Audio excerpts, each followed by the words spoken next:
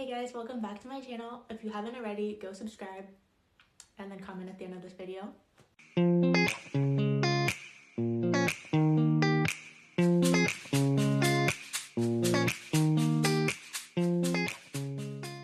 Okay, so I figured since the off-campus series is going to become a TV series, I thought if you're in a little bit of a reading slump, why not read one of my underrated favorite hockey romance series.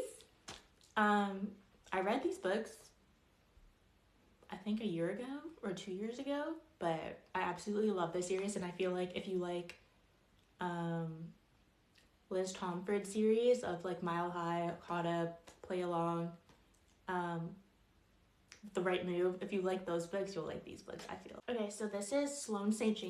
The Lakes Hocke Series, and I don't even know where to start. I don't know how, I think I found this on TikTok, to be honest, but yeah. Anyways, let's give it a try. So the first book is Before We Came, and it follows Birdie and Lonan. Birdie's a nickname, by the way, and Lonan, and it is a reformed playboy, missing person, brothers, best friends type tropes. It basically is Birdie, it's not a spoiler, Birdie is the missing person, and she basically got switched. Not kidnapped, but she got switched. I don't think it was kidnapped.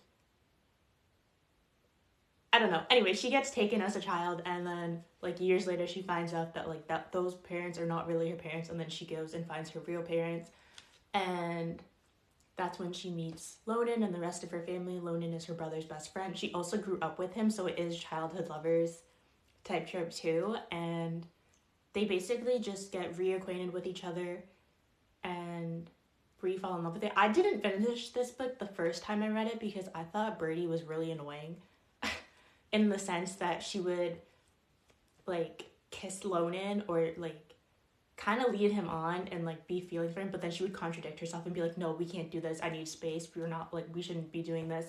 And I didn't really like the back and forth thing. And he's like the perfect boyfriend. Like he was really understanding, he was trying to know her. He's the one where it's always been you type vibe, and I don't know, I didn't like her going back and forth on that. But other than that, I feel like it's a good read. This whole series is spicy. This one wasn't too bad, but the other ones are, if you don't like spice, skip this series. I'm so sorry. Okay, the second book is Strong and Wild, and this is Reese and Freya's book. I think I read this book. This was the third book I read because I read it like out of order, but they're all standalones. You don't really need to read them in order. It just, you'll see like little snippets of them that are kind of fun. But enemies to lovers, it's not really enemies, it's more of a banter, but it's a fun kind of banter. Neighbors and Hidden Identity.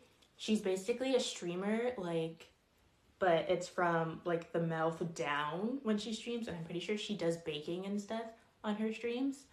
And then the guy's obviously just like a rookie hockey player, and they don't know each other, but he's subscribed to her stream account, and he's like in love with her, and she's on her side, he's one of her like top subscribers, so she's always talking to him in chat. And then they meet outside in their friend group, so their friend groups merge, but he doesn't know and she doesn't know who they are to each other, but he figures it out.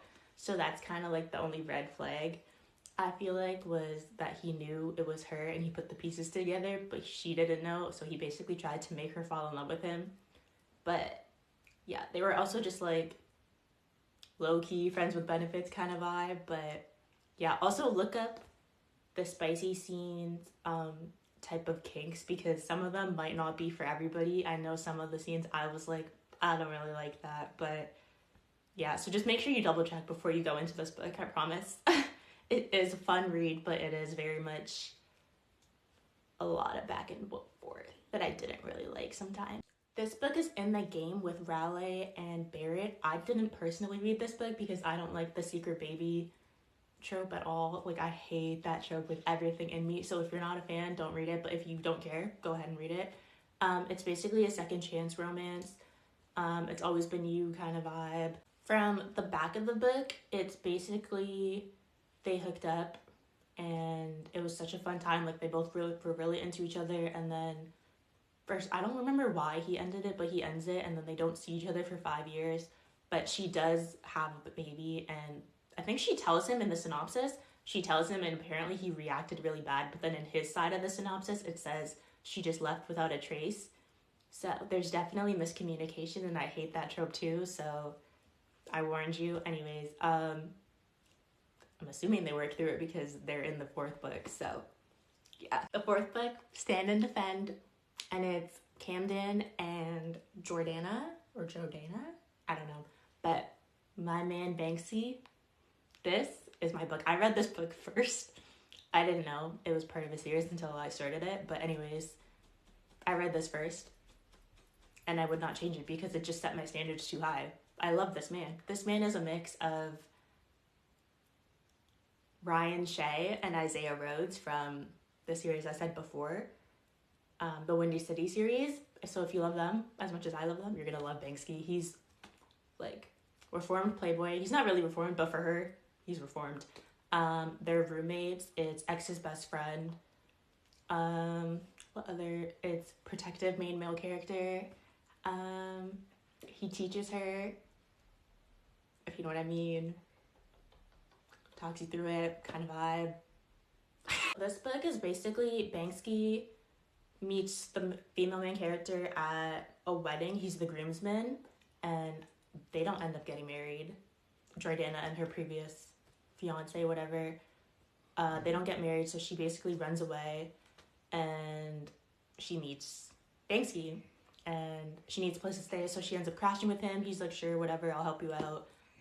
As their roommates, they start to get to know each other, and he starts to realize all the bad stuff her fiance made her think about herself, and just the way she views herself is so bad. So her self-esteem is so low, and she's basically relearning how to love herself through him and through the spicy scenes, and it's very like cute, and I feel like I saw myself a lot in this character. So I feel like that's why I like this book a lot, is because she's a strong female character, but there's always, when someone says something bad, it always sticks in the back of your head kind of thing, and that's what she was working through. And then on his side, she was teaching him how to be more of a family man, how to be more connected with his friends and not just hockey, girls, like that kind of things, like not playing into the playboy kind of vibe, because he's not really.